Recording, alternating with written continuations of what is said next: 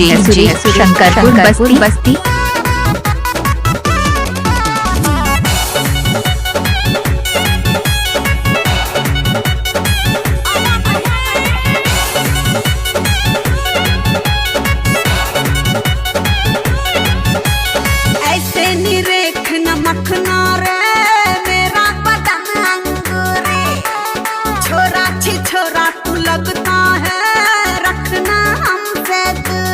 DJ Suresh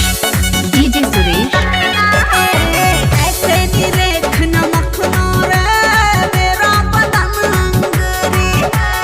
छोरा छी छोरा तू लगता है रखना हमसे दूरी। तेरी पतली कमर तेरी कम सिम उम्र उद्घाटन में आज कर देता हूँ।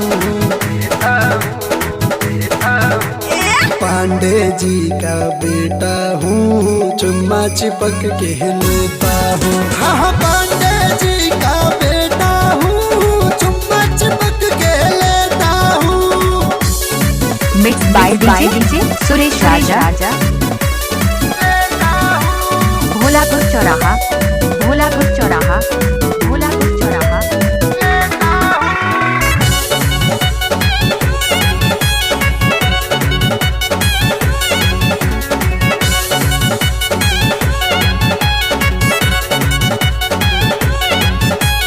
नैन तेरा नखरीला है दिल बन बैठा ये दीवाना रे।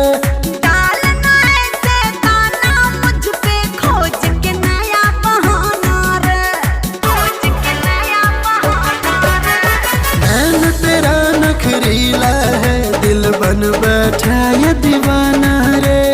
डालना ऐसे गाना मुझ पे खोज के नया बहाना रे। मेरी बंजल भर तू आ जा इधर तुझे बाहों में आज भर लेता हूँ।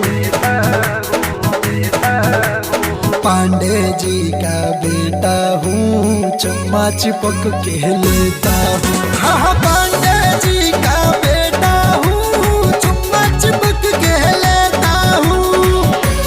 डीजे शंकरपुर बस्ती।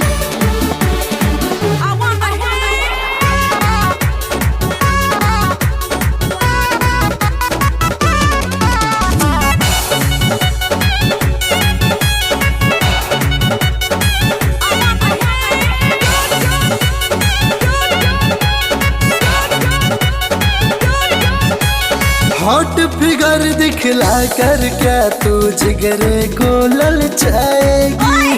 तुम जैसे परवाने को ये परी हाथ ना आएगी।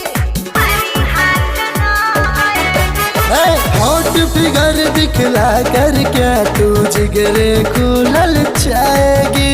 तुम जैसे परवाने को ये परी हाथ ना आएगी। तेरे होठों का जाम कर दे मेरे नाम ये ऑफर मैं तुझको देता हूँ। पांडे जी का बेटा हूँ चुम्मा चिपक के लेता हूँ। हाँ पांडे जी का बेटा हूँ चुम्मा चिपक के लेता हूँ। पांडे जी का बेटा हूँ चुम्मा मिक्स बाय